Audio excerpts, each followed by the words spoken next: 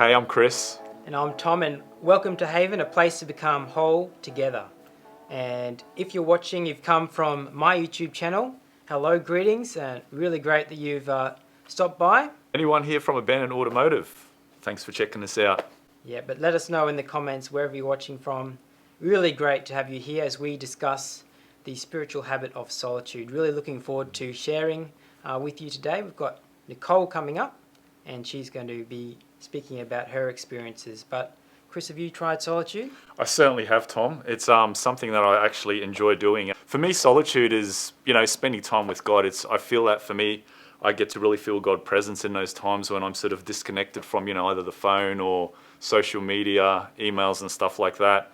And I actually, seek solitude in forms that I go out into, places like the Northern Territory or, even outback Queensland at times, just for road trips and stuff like that. So I can just really disconnect and just hear directly from God in those times without any distractions or anything like that. Oh, that actually sounds quite fun. It is, yeah. Going to the desert.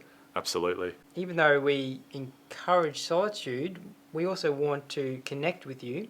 We want to do life together. As we said, this is about becoming whole together, this place. And it can be tricky to connect online. Have you found that, Chris? Yeah, indeed it can sometimes, especially, knowing who to reach out to or where to reach out to and stuff like that. So I encourage you, write in the comments section if you don't know where to reach out to or who to reach out to.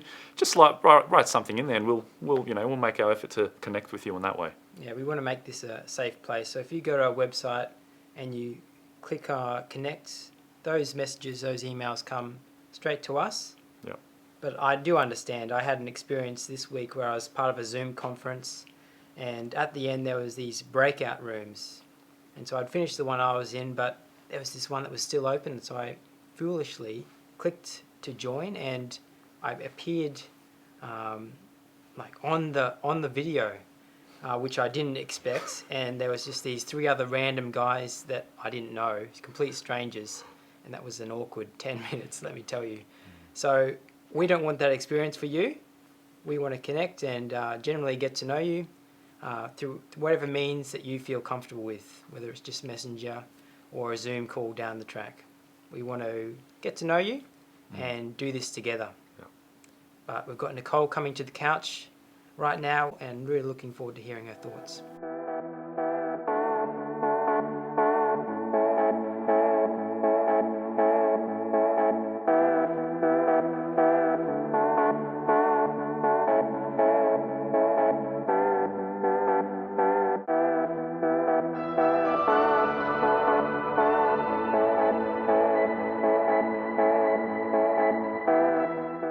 So Nicole, great to have you here on the couch with us this week. What are your top 3 things to do on a day off? My top 3 things. I love to go hiking. I love getting outdoors. So hiking or climbing a mountain. I also love shopping. So even if I don't spend money, walking around a shopping centre with a coffee in hand, like that. They are 2 things, and probably just taking some time out to read or sit or watch a movie, just relax a little bit. Now, we are talking about something that you might experience in some of those activities, and that is taking time out during the week, and specifically the spiritual habit of solitude. Yeah. Do you have much experience in that area? Look, I have not perfected solitude. It's something that I've kind of been journeying these last couple of months and learning what that practice looks like and how to make it a practice in my life. But it's definitely been something that I haven't nailed.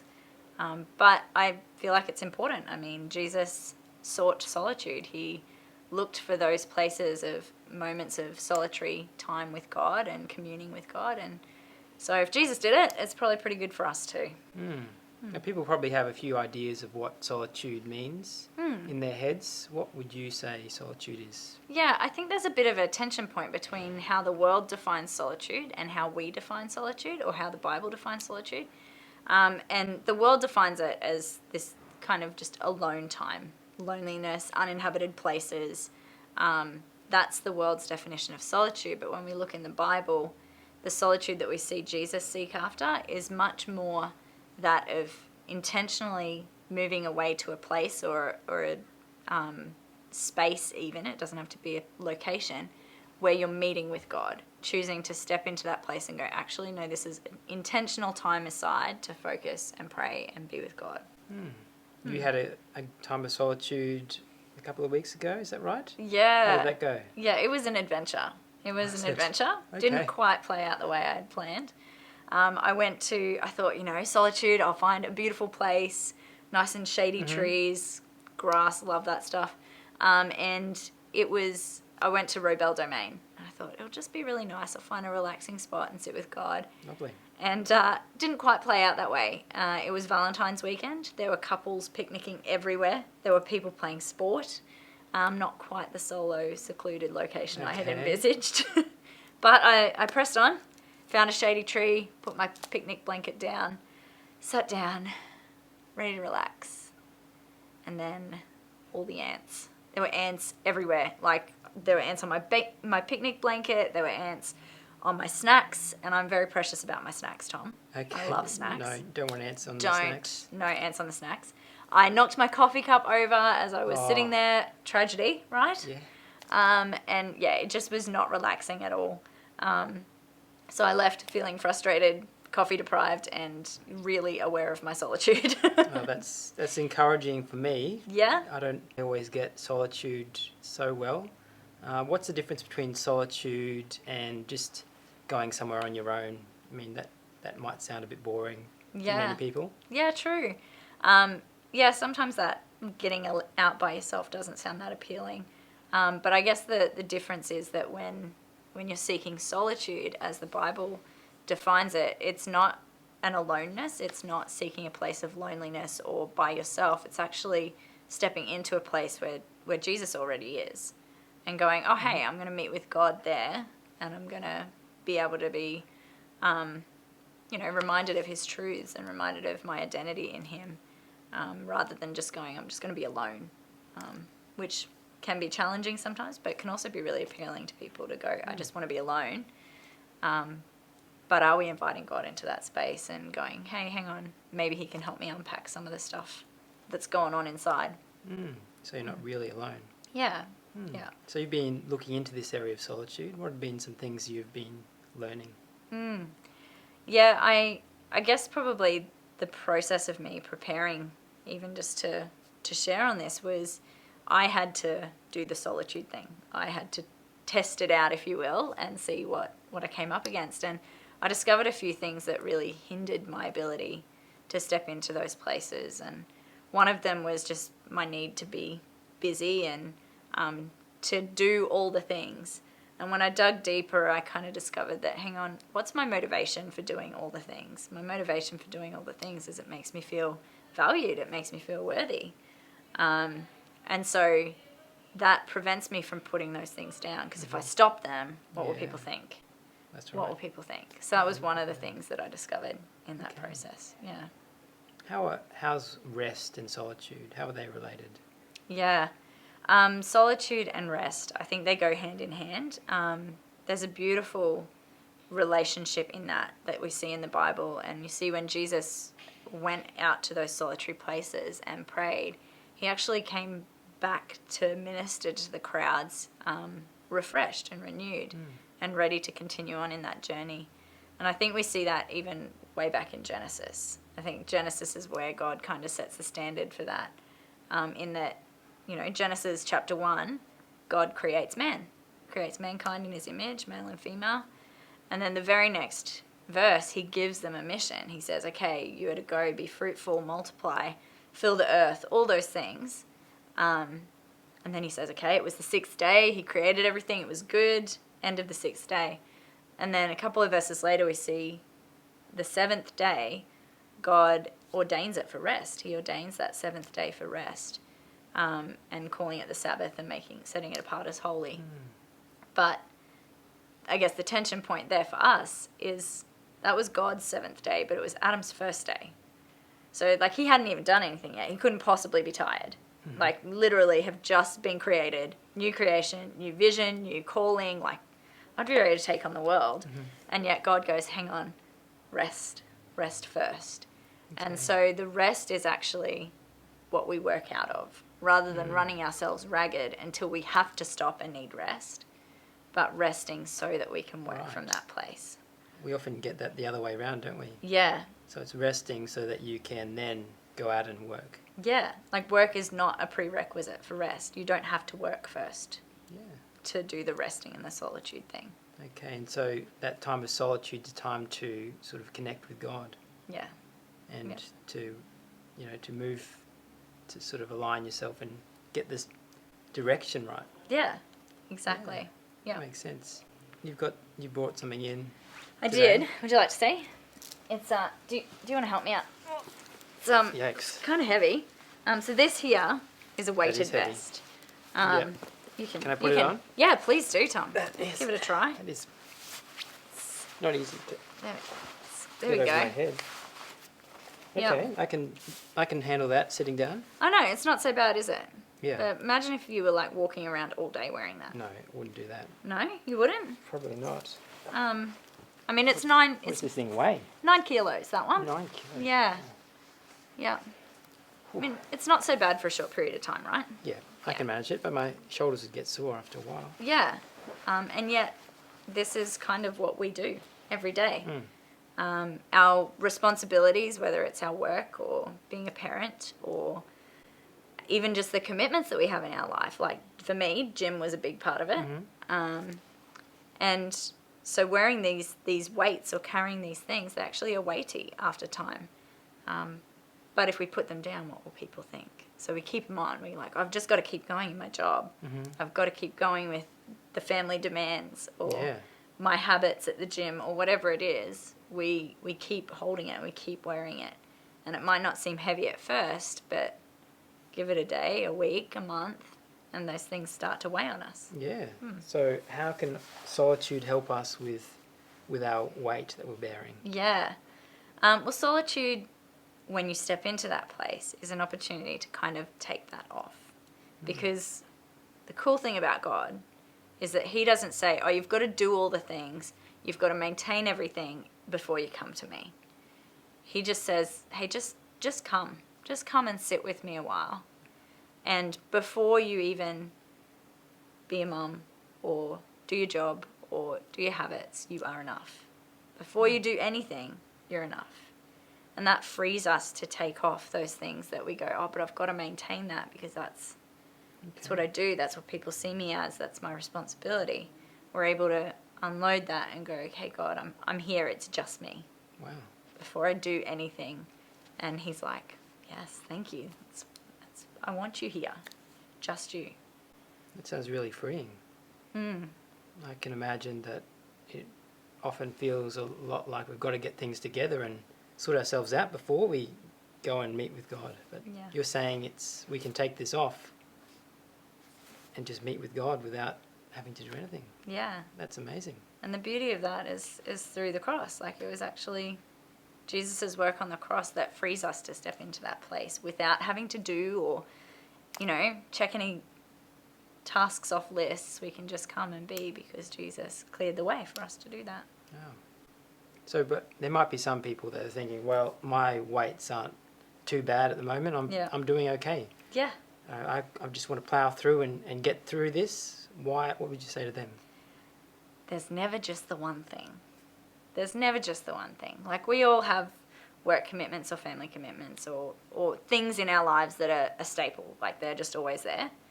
But then, a friend will go through a crisis and they need support. Or, our family needs us to step up in an area. Or there's a bake sale tomorrow at school and your kids told you at 9 o'clock before they went to bed that they need something baked for tomorrow. So you've got to do that now.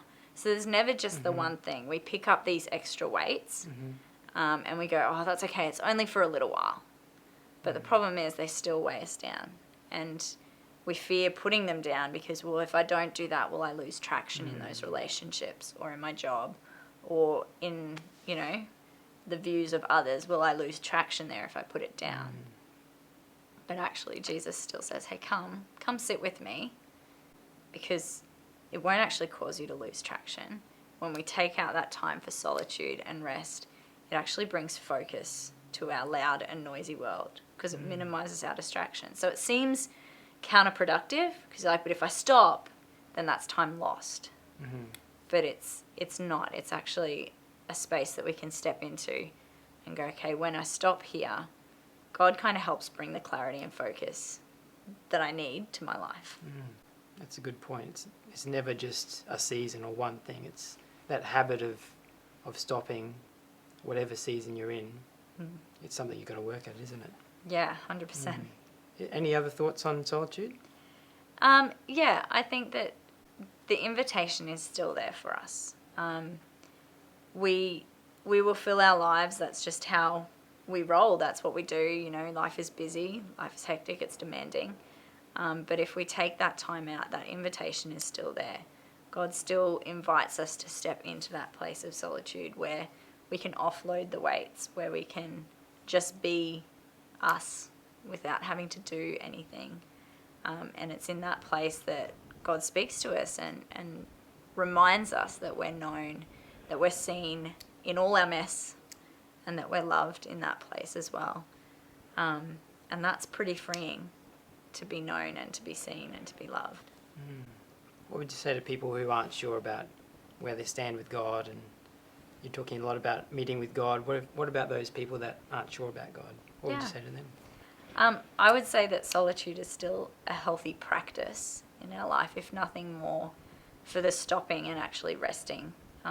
Physically, our bodies need it. Mentally, it helps bring focus and clarity to your mind to be able to stop and rest. But I'd also just put the challenge out there. I don't know, maybe if you're unsure about the God thing, go, hey, I'm going to try this solitude thing. Maybe, God, do you want to meet me there? And see what happens. You know, like, experiment with that space. See what happens. See if you meet God there or not.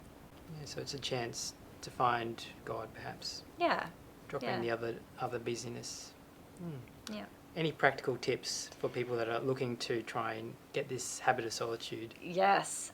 So I, like I shared at the start, I struggled with this. It's definitely a practice that I'm still learning in.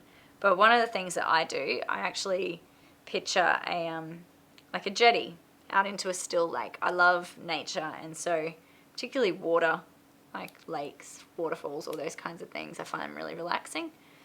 So I actually picture a jetty out into the lake, and I picture myself sitting on the end of that jetty, and I invite Jesus to come and sit with me. Now, I know he's doing the inviting, but same premise. And I actually picture that in my mind because it helps minimize the distractions that are in my mind.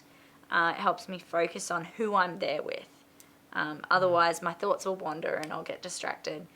But that's one thing I do. Some people will light a candle and watch the flame because it helps just focus their attention. Or I put on instrumental worship music. Because again, for me, it's really about minimizing the distractions and going, I'm here to meet with Jesus. And that doesn't happen like that. Sometimes that's a process. It might take me multiple tries to get to that place, but it's worth it. It's a very sweet spot. Don't give up. Yeah. Yeah. Persevere in it. Well, thank you, Nicole. That was really helpful, and I think everyone would have learned something from that. I might take this off now. Good idea. It's okay. Yeah. Clearly, I'm not used to that weight. used to carry that round. You were telling me before for an hour at boot camp. Yeah. Every week, was it? Yeah. Yep. Earned myself the nickname The Machine. Wow. Because I would not only go hard out at boot camp, but I would do it wearing a weighted vest. I don't know. Maybe I had something to prove, but it got heavy after a while, surprisingly. Yeah. Well, I'm impressed. Thank you. All right. So please tell Nicole if there's anything that she said that was helpful, or if you have any questions, pop them in the comments too. Nicole, is there maybe a space now where we could have a go at solitude right where we are? Yeah. Maybe we could just listen to a song and just take some time to just be still and quiet. So I'd encourage you to do that now if you've got the chance, and you could maybe even extend it further, go outside or find a quiet place after this and try it right now. Have a go at solitude. I just want to add to what you said. Okay. The beauty of seeking solitude is that it doesn't have to be at a particular place or a particular time. God is ever present, and so you can step into that place at any time of any day. You don't have to be out in nature or in a room by yourself, because God's ready to meet you wherever you are. And so with that in mind, I'd love to share a bit of a song with you. And as Tom encouraged, maybe extend that beyond now. Maybe for you it is going out and finding a lake to sit by, or maybe it's just imagining that in your mind. But yeah, I invite you to hear that invitation and step into that space. And there's a beautiful song called Just Be by Kim Walker-Smith. And I think the lyrics are particularly fitting for this topic. So I'm just going to share that with you guys now. Everything else can wait. I've come to seek your face. And everything else can wait. I'm here for you. I want to just be here at your feet. Just be here on my knees. Here in your presence I am complete, Jesus.